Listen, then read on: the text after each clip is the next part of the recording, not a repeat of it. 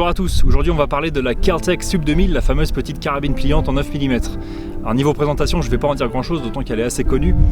Donc évidemment elle prend les chargeurs Glock, elle est très légère, elle pèse 1,8 kg environ. Son côté pliant lui donne un attrait certain, que ce soit dans un cadre de survivalisme, que ce soit pour s'en servir de track gun ici à mettre dans la voiture, ou bien en bivouac, en randonnée, puisqu'évidemment elle tient facilement dans un sac à dos. Comme toutes les PCCs, les carabines en calibre de pistolet, elle est très plaisante à tirer, c'est devenu l'une de mes armes favorites.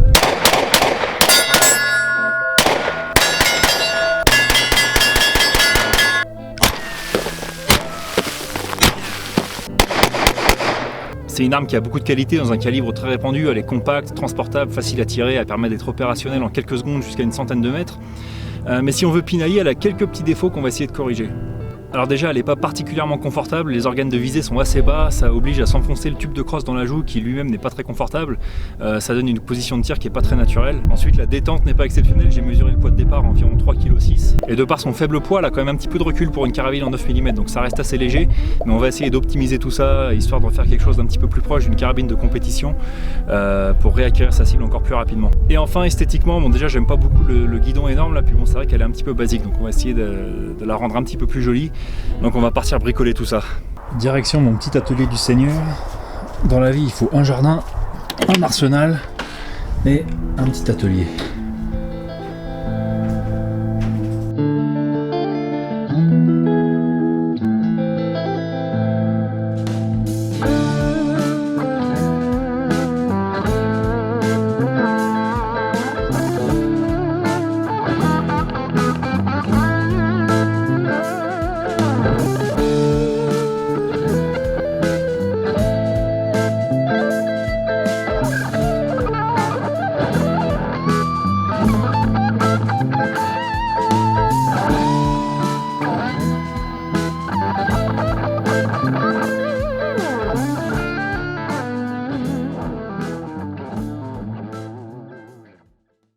Donc voilà les pièces que je vais utiliser pour essayer de l'améliorer un petit peu. Donc les classiques, une poignée, un chargeur Glock 33 coups, une petite balle d'RS de chez Olight que je vais monter dessus. Ça c'est juste un tube qui va venir se mettre sur le tube de crosse, c'est juste pour améliorer un petit peu le confort. Ça c'est juste un cache pour le filetage du guidon que je vais retirer. Ça c'est que de détente, ressort de détente, donc ça va permettre de réduire la course et ça va permettre de réduire le poids de départ. Ça c'est juste un petit amortisseur qui va venir se placer derrière le ressort de culasse pour réduire un petit peu le recul. À propos de réduire le recul, j'ai ce petit compensateur frein de bouche là. Bon, je pense pas que ça serve vraiment à grand chose, c'est plus un gadget qu'autre chose, on verra. Ça ajoute en tout cas un petit peu de poids sur l'avant, un bon 150 grammes je crois. Par contre ça la rallonge de 6 cm, donc ça c'est pas terrible, mais bon il est assez joli, on verra ce que ça donne. On verra si ça réduit un tout petit peu le recul ressenti. Ça c'est un support de point rouge qui permet de replier la carabine avec un point rouge dessus. Donc ça c'est pas mal. Et enfin j'ai une bombe de peinture, donc j'avais envie de la faire un petit peu aux couleurs de mon désert local. C'est le plus proche que j'ai trouvé du Coyote Brown de chez Sig que j'aime bien. Puis en plus j'ai trop d'armes noires, je sais bien que Black Guns Matter, mais tout de même. Donc voilà, on va essayer de faire quelque chose d'assez joli. On verra bien ce que ça donne, c'est parti. Bon, on va commencer par retirer le guidon, le contre-écrou, comme ça sera fait. Pour ce faire, on prend du ruban de masquage. Et puisqu'on va mettre le canon dans un étau, on va protéger un petit peu le canon. Donc là j'ai juste la place qu'il faut. Hop, on fait 3-4 tours. Ensuite on va pas venir se placer directement contre les mâchoires de l'étau, j'ai mis des petites mâchoires en aluminium, histoire de pas abîmer le canon. Donc le petit cache lui il part tout seul. Notre contre-écrou c'est du 3/4 de pouce. Voilà, il n'y avait rien du tout en fait. Et notre guidon devrait partir tout seul, voilà. On va démonter le garde-main tranquillement. Bon, je le dis pour les plus jeunes, quand on bricole, toujours mettre ses vis, ses écrous, tout dans une petite boîte. On laisse pas traîner les trucs sur l'établi. On range.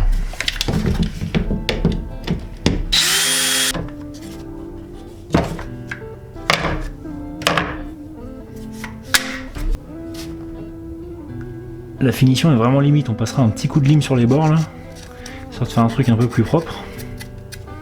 Ensuite les vis du receveur. Alors s'il y a un truc aux États-Unis qui est insupportable, c'est qu'on ne sait jamais qu'on va bricoler quelque chose, si ça va être en métrique ou en impérial. Là c'est en métrique, je sais pas pourquoi. Et tout est comme ça. Il faut toujours avoir tous les outils en double. Ensuite, la petite goupille de la sûreté avec un petit pointeau et un petit tournevis plat. Voilà, on fait en sorte qu'elle ne s'envole pas. On essaie de garder un doigt dessus. Hop là. Ensuite, même chose de l'autre côté.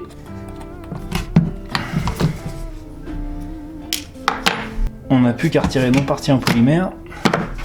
On a la détente qui se balade. Voilà à quoi elle ressemble. On s'occupera d'elle tout à l'heure.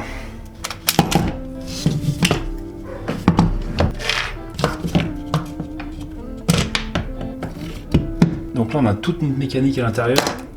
Toutes nos petites pièces qu'on met de côté. Le pontet. Voilà à quoi ça ressemble. On n'a plus qu'à retirer ces vis là. Donc voilà les parties que je vais peindre. On va les nettoyer, dégraisser un petit peu. Il ne reste plus qu'à s'occuper de la crosse. Donc là en l'occurrence on a une goupille à enlever. Et ça vient tout seul. Un petit peu de travail de finition.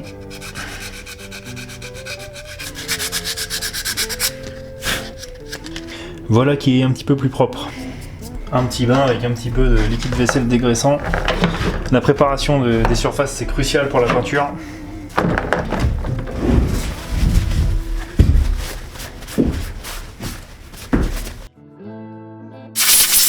Un petit coup de compresseur.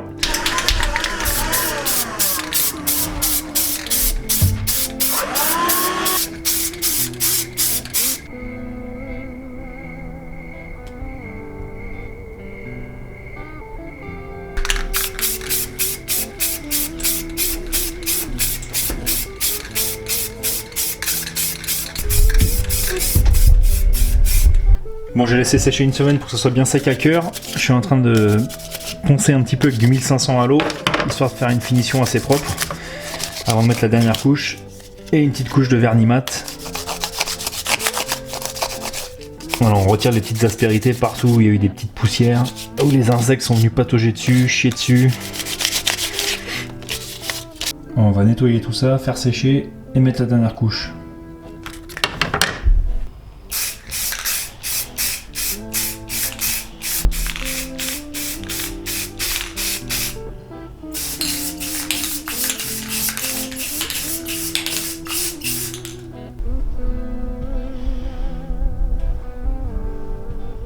Bon, on a 26 degrés, 20% d'humidité, un ventilateur pour faire circuler de l'air. On a vraiment des conditions idéales pour faire sécher de la peinture à la bombe.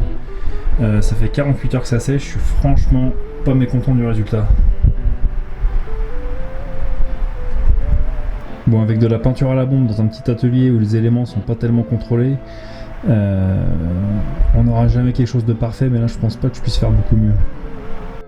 Bon, on va remonter cette petite affaire. Alors j'ai déjà la moitié des pièces, dont je sais plus ni où elles vont, ni pourquoi, ni comment. Mais bon, c'est qu'une arme à feu, on va bien s'en sortir.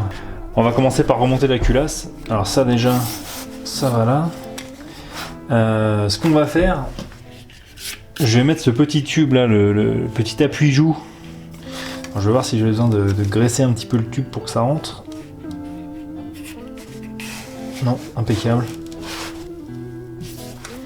Voilà.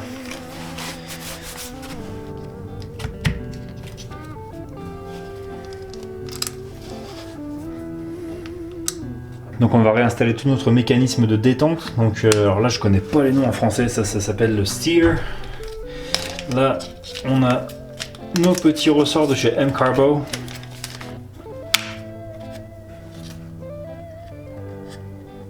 Voilà, on a le nouveau ressort du marteau en place. On va continuer l'installation de la détente.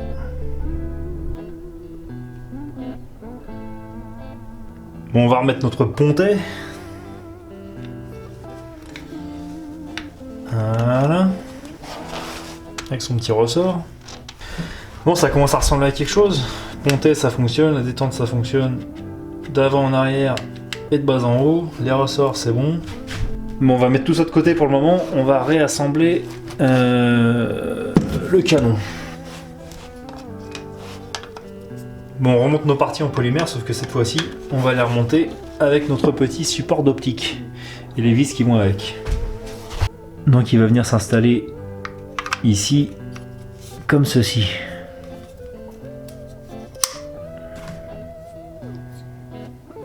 Alors en plus c'est pas vilain comme petite pièce. C'est quand même bien fait, hein. Du beau matériel. Là on va installer le frein de bouche. Donc là il faut serrer l'étau comme un âne avec les mâchoires avec le gilet mâchoire en alu. Un petit peu de scotch sur le canon. Ensuite un petit coup de compresseur sur le filetage. Ouais, 2-3 petites poussières. Ensuite un petit peu de Rockset. Alors ça je sais pas si ça se trouve en France, c'est un petit peu comme le frein filet bleu Loctite. On est un petit peu sur le filetage. La seule différence c'est que c'est un petit peu mieux adapté aux applications à forte chaleur. Donc pour un canon c'est bien. Donc là on va remettre un petit cache filetage qui va venir remplacer le guidon. Alors c'est là que ça devient intéressant, je vais venir visser mon frein de bouche et il va venir écraser ce qu'on appelle ici une crush washer, c'est-à-dire une rondelle en fait qui sert à être écrasée. Alors c'est ça qui va me permettre de venir placer mon frein de bouche / compensateur correctement avec mes sorties de gaz ici. Parce que si je viens simplement le visser, il manque 3/4 de tour. Donc je vais devoir écraser la rondelle sur 3/4 de tour. Alors, une petite goutte de Rockset. Donc pareil, plusieurs tours de ruban de masquage autour du tournevis. Je sais pas si ça se dit comme ça, je sais que c'est masking tape ici. Enfin bref, quitte à passer pour un abruti. Voilà.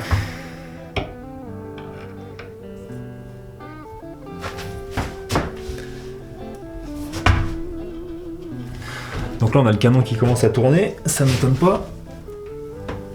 On va serrer ça comme un âne batté.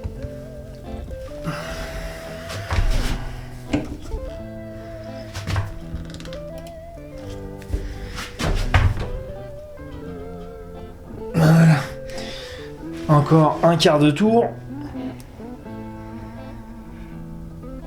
Ah, ça bouge encore un petit peu. Voilà. Bon là ça bougera plus jamais. Tant que je l'aurais pas décidé. Donc maintenant le tout c'est de tout bien aligner correctement. J'espère qu'on n'a pas abîmé le canon par contre. Enfin. On devrait être pas mal là. Bon, le canon est à peu près intact, le frein de bouche est installé, on continue. Bon, sur ce, on va réassembler les deux parties.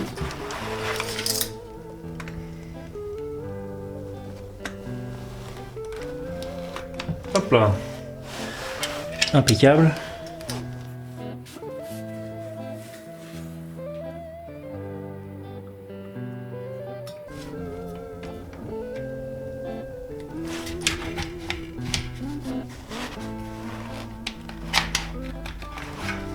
Non, c'est pas trop mal ça.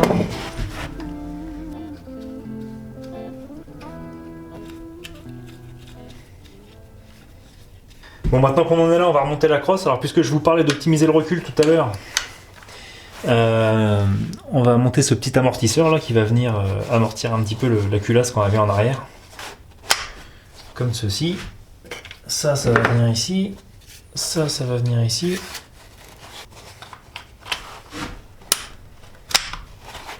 Bon, je voudrais pas dire, mais ça commence vraiment à ressembler à quelque chose.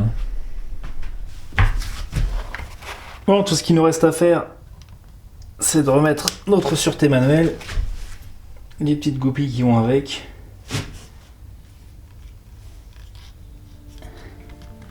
Hop. Bon, on n'est pas loin d'avoir fini, il n'y a plus qu'à aller chercher un petit optique à mettre dessus, et il n'y a plus qu'à aller tester tout ça.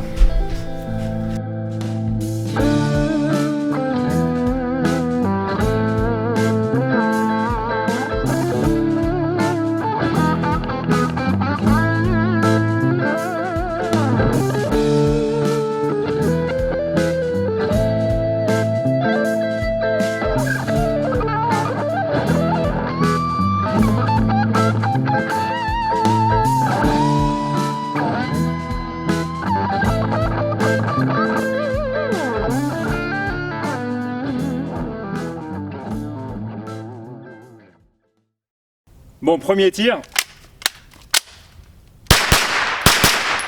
Ah, c'est flagrant. Le jour et la nuit. Bon, pour ceux qui n'auraient pas compris à quoi sert le petit support d'optique, donc ça marche comme ça. Évidemment, sans ça, je ne pourrais plus plier la carabine. Donc il y a d'autres mécanismes, on peut mettre une attache rapide Picatinny ou un truc du genre, mais ça c'était un système pratique. Évidemment, elle est beaucoup moins compacte entre le compensateur et ça, elle rentre moins bien dans un sac à dos. Donc c'est un petit peu moins un outil de survie, c'est un petit peu plus un jouet de stand de tir maintenant.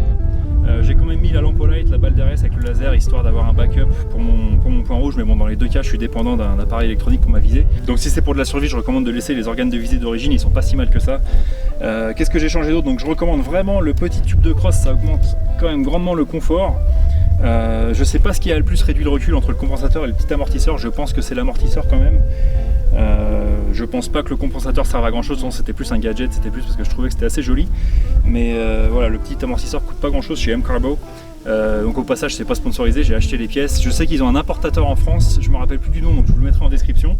Les ressorts de détente viennent de chez eux, le support d'optique vient de chez eux, la queue de détente vient de chez Galloway Precision. Je sais que M-Carbo en fait une également, donc cette marque là, je sais pas si on la trouve en France, Galloway. Donc ça, le chargeur c'est Glock, la poignée c'est Magpul, la lampe Olight.